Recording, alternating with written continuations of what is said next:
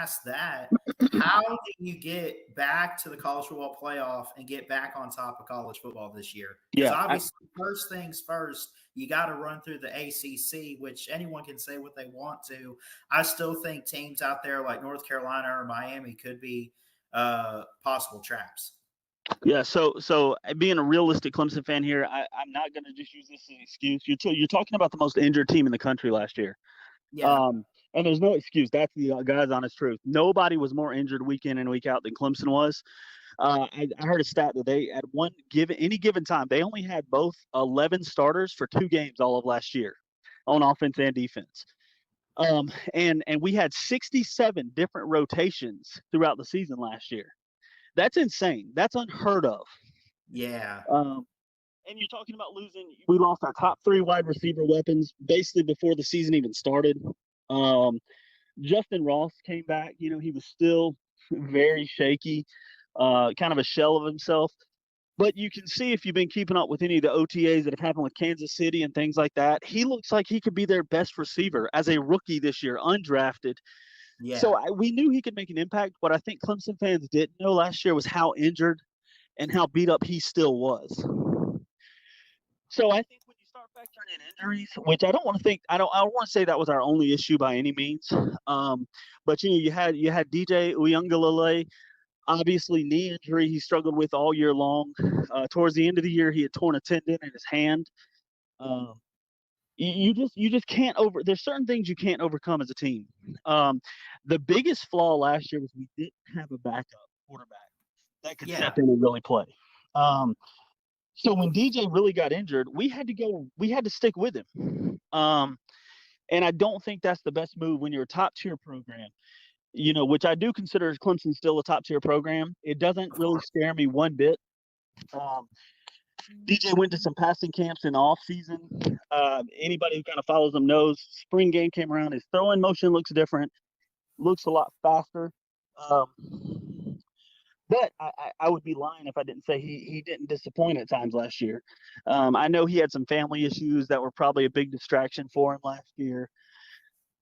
Some of that went under the radar, and it wasn't really talked about. You can't really talk about stuff like that. But parents going through a divorce, and there's some things that weigh on a player. And I just don't think he was fully focused and mentally locked in last year. And I think that really affected him.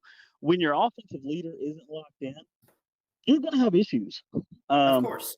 Point blank, you're just going to have issues.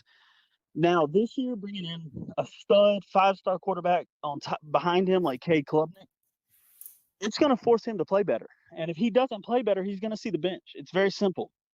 And I was going to ask about that. Like, is there much competition at the quarterback? But it seems like there is with Cade Klubnik coming in. If you read all the articles, if you listen to all the interviews and coach speak that's happened up until this point, it is neck and neck. Dabo's a loyalty guy, very loyal coach to his players. He's going to give DJ the nod. But I think Cade can do some things similar. Anybody who watched Deshaun Watson in college, that's the best comparison. Me and a bunch of my coaching buddies have talked about. When you see the way, even just his mannerisms, the way he walks, the way he throws, his demeanor on the field here, he reminds you of a Deshaun Watson. Yeah. Great legs. He can really run the ball. He's going to be the X factor, I think, whether he's playing or not. Because if he's not on the field, he's going to push DJ to play better. And that's an X factor in itself. But if he does have to step in and play, I think you're going to see, like I said, similar to a freshman Deshaun Watson.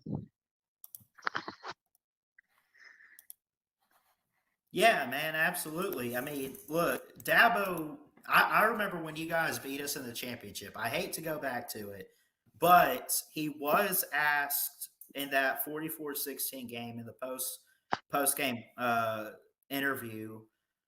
They asked him about the situation because, I mean, you could see a similar situation with what you saw with Kelly Bryant, where not that DJ performs like poorly, but if he's not performing to where it's truly going to help the team, I mean, Dabo said he had nothing against Kelly Bryant, but he wanted the best player on the field, and you could see that possibly if Cade Klubnik goes out there and starts lighting it up. And if they see some things in practice, Absolutely. It would shock me if DJ is not the day one starter right? against Georgia Tech.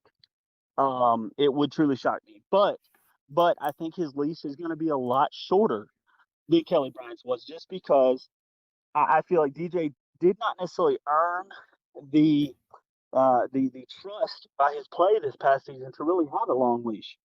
I think he's going to be on a 2-inch leash, and the first real sign of regression or playing like he did last year. I have a feeling he's not going to hesitate to go with K. Klubnik. So to answer your question, how do you get back? Well, I think we recruited well enough this year. I'll be honest with you. The freshmen coming in are better than some of the upperclassmen. Of And to course. me, anytime you have like our freshman receiver class is fantastic this year.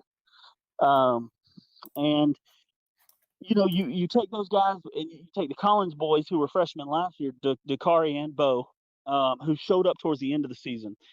And when they really started relying on Bo and Dakari Collins, you saw DJ's numbers improve drastically.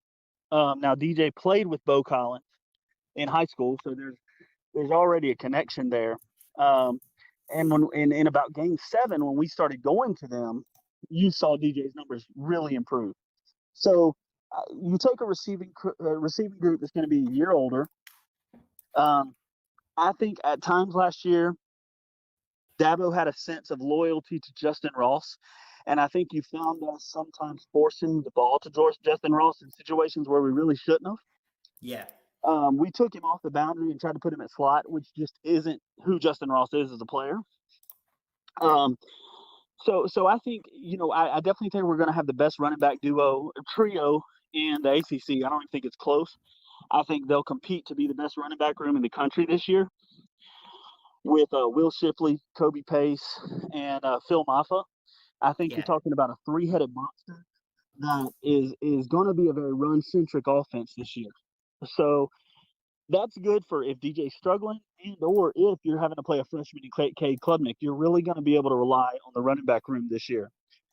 And most of those guys were freshmen last year, so we didn't know we had that. ACC, I don't think it's close. Right.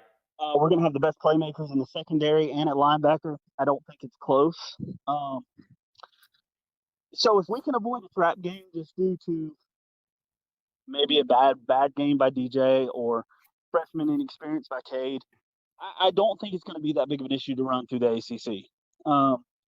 Like I said, I think Miami's a few years away, just out of pure youth. I think they're about 2 years away from really competing. I think UNC lost a little too much, and I think our biggest challenge, honestly, in the entire ACC is gonna be NC State, without a doubt.